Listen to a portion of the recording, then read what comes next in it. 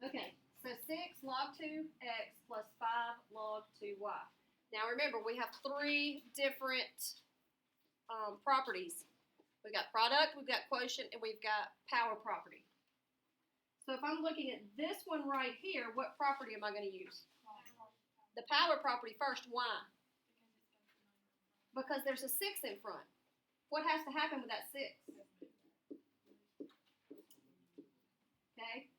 What do I do with this one? Same exact thing. What has to happen to that 5? So I've got log 2x raised to the 6th plus log 2y raised to the 5th. I'm adding, so what am I going to do? Multiply them together. So log 2x to the 6th, y to the 5th. And that is my single logarithm.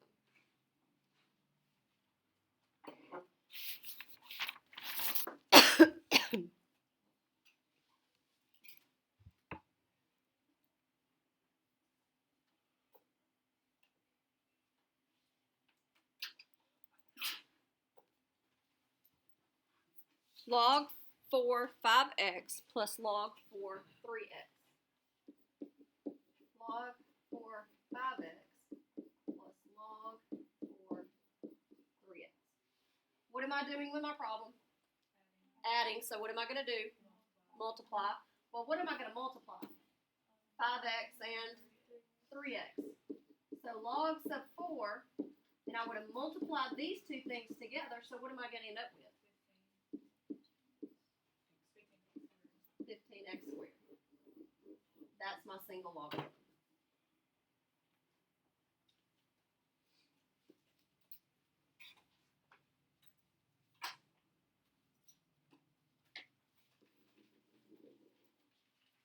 So this one over here says 2 log 4 6 minus log 4 9.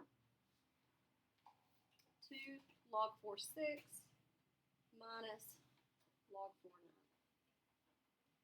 What's the first thing you think I should do? The power property. Why? Because this one right here has a 2 in front of it. I need to take care of that first. So it's going to be log 4 6 squared minus log 4 9. Well, what is 6 squared?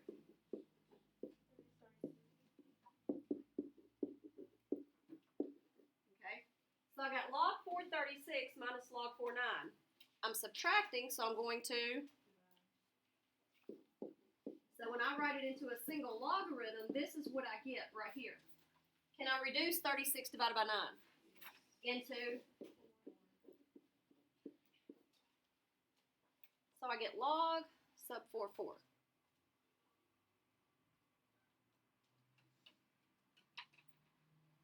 Now here's a little thing that you probably need to remember. Anytime I have two numbers that are the same in these two positions, my answer is always 1. Always. Because if you take this and put it into exponential form, in any case where those two numbers are the same, you're always going to get x equals 1. So what if I give you log 5 of 5? 1. Log 10 of 10. Log 12 of 12. Log b of b. Always. Doesn't matter if it's number or variable. If it's the same, it's 1.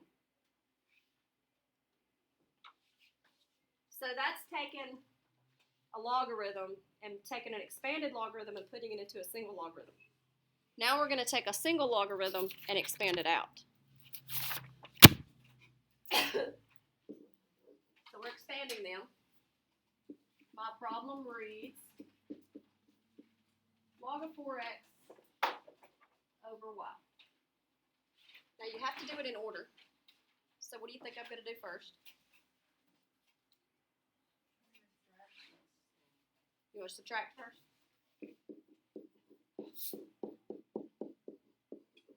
So I've got log of 4x minus log of y because I'm dividing. Okay? What else can I do in this problem?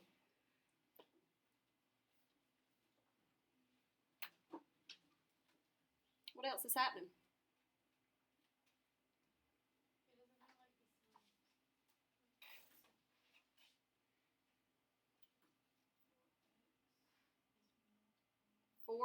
and x are what?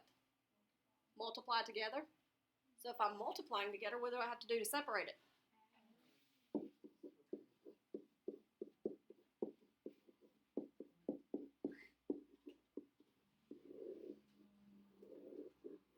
Be careful. Anytime you see something like this, you have to separate it. Excuse me, teachers, can we dismiss the tennis team at this time? Please dismiss the tennis team. Thank you. So anytime you have something that looks like it's multiplied like this, you have to separate everything out by addition, okay? So be careful with those.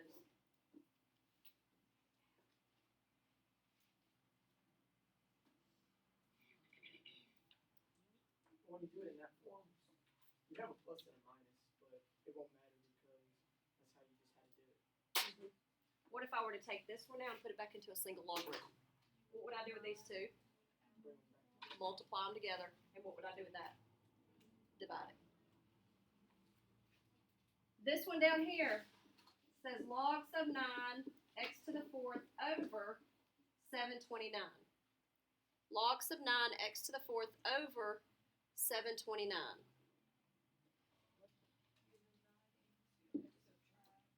Okay, so we need to subtract, so it's going to be log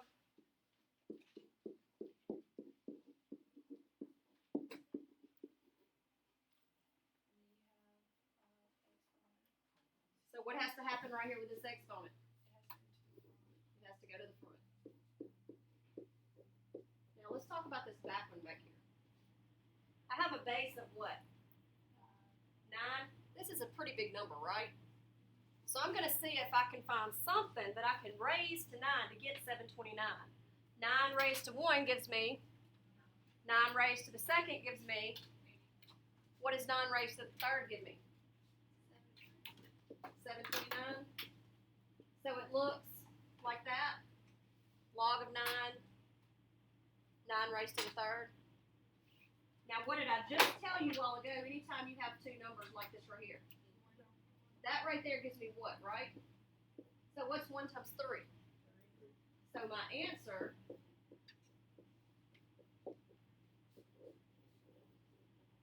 is that right there.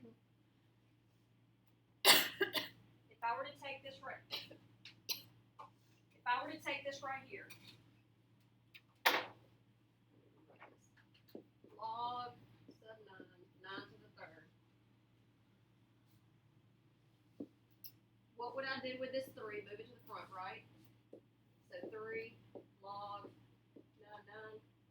That's like saying 3 times the log sub 9 of 9. Well, I know that that's 1, and I'm timesing it by 3. That's how I get 3.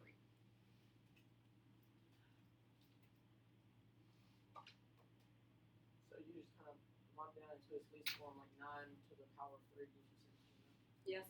You could even take this right here and turn it into an exponential function, and it's still going to give you 3. So X equals 3. you have something that day you make like a 3 times what you did. Yeah, you could probably do that. Let's do B. We're going to change this one up in a minute. Let's do B under there. Log sub 3, 9x to the 5th. Log sub 3, 9x to the 5th. What am I doing right now?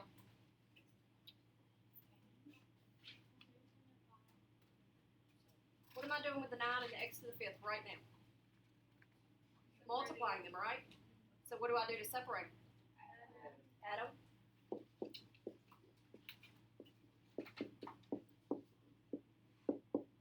Anything else I need to do this problem before I'm done? What do I need to do with that 5?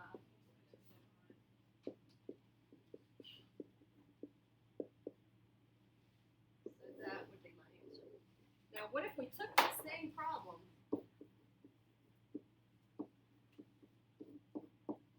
but we put parentheses around it, put the 5 on the outside?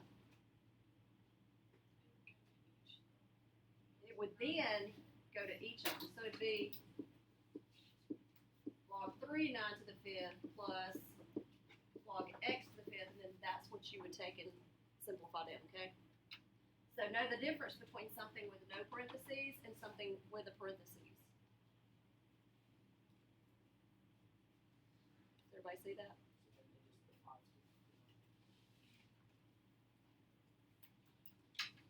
to What about this one?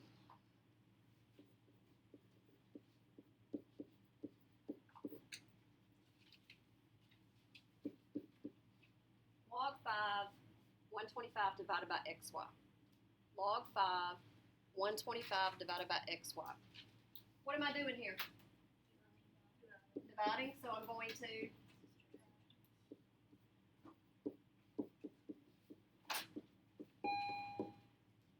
Griffin, yes ma'am. get Algeria Clavin for checkout. Okay. What's happening right here? So I'm going to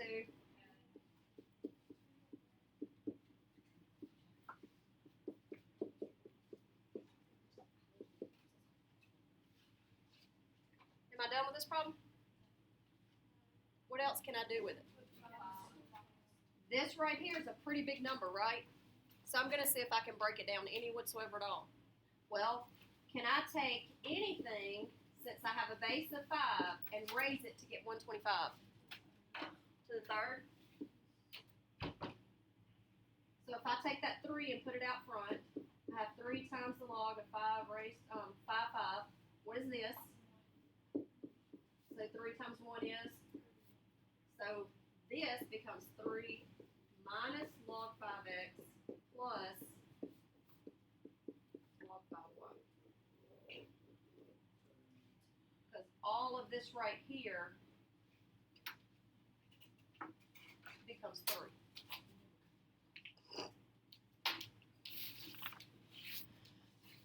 So that makes that the 1.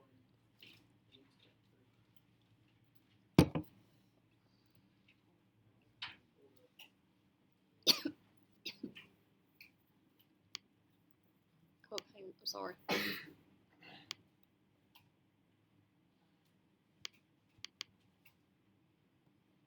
the 3 just kind of does how it's supposed to.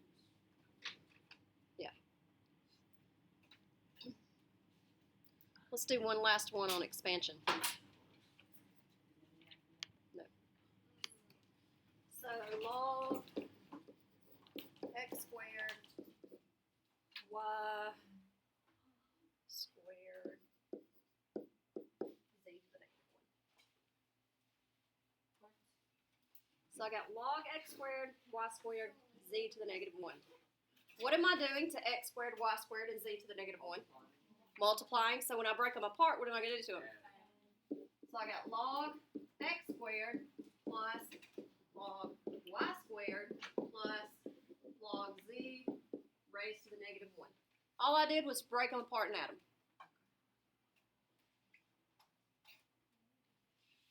Am I done? What do I have to take care of?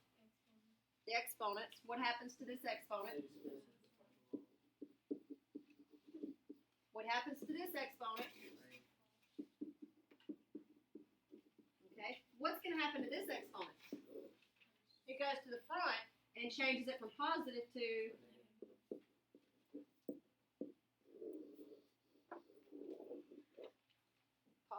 negative.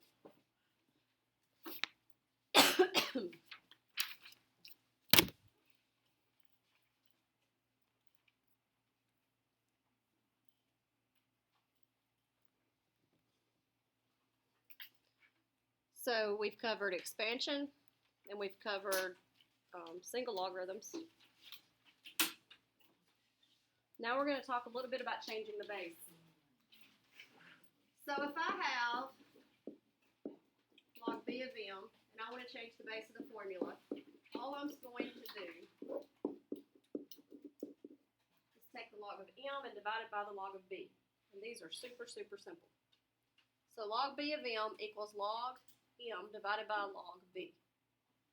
My problem reads log 8127.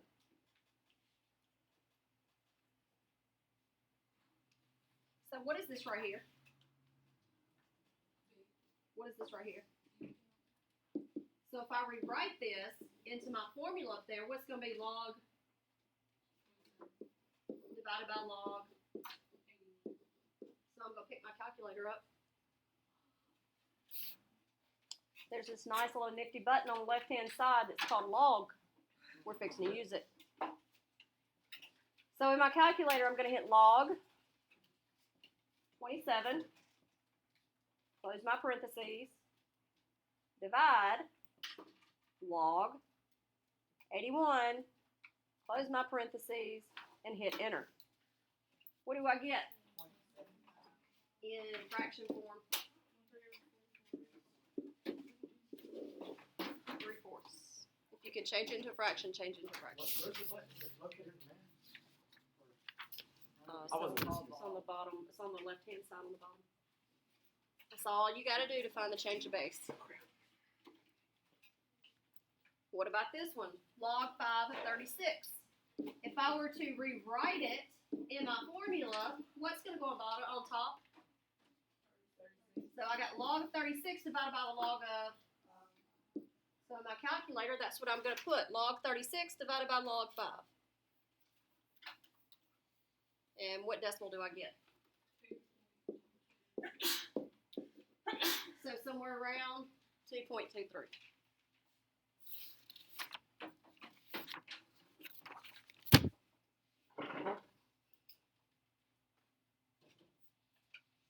That's the change of base. That's all you have to do. All you got to do is know where to put M and B. M goes on top, B goes on bottom. Any questions about that? Okay, the last thing I want to do is I want to do 2 problems, just evaluating, just to make sure that y'all know how to work these.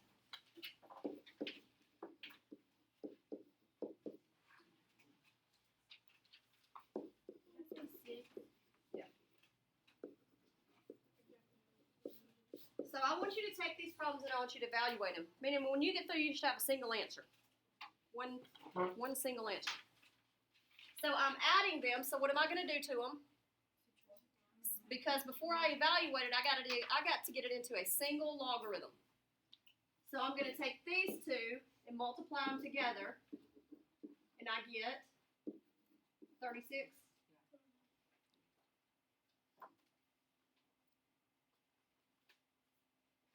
Now from this part right here, I have my single logarithm. Now I'm going to revert back to section 7.3, and I'm going to take this, change it into a logarithmic equation, label it,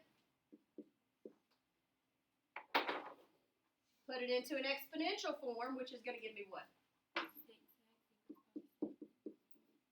Find a common base, which is going to be 6. 6 raised to the what gives me 6? 6 raised to the what gives me 36? 2. If I have a common base, I can cross them out, and x equals 2. And that is how I would evaluate it. Take my logarithm, put it into a single logarithm, change the single logarithm into a logarithmic equation, take my logarithmic equation, turn it into an exponential equation, find my common base, solve for x.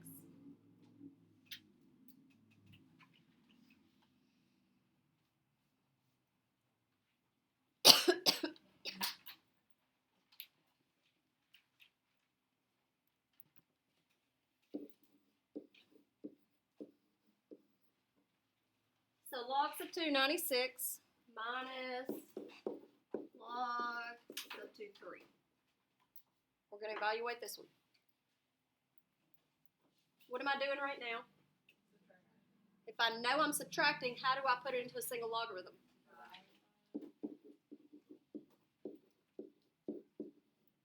Can I reduce 96 divided by 3? What do I get? 32. Now I have my single logarithm right here.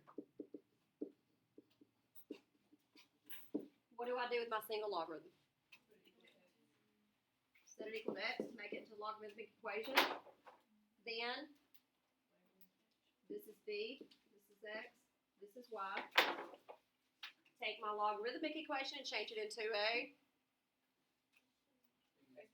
exponential equation, which is 2 raised to the x equals 32. Because my exponential equation, remember, is by equals x, okay? Now I need to find a common base. What is my base going to be? 2. So 2 raised to what gives me 2? 2 raised to what gives me 32? Now what do I do? Cos X. So x equals Uh,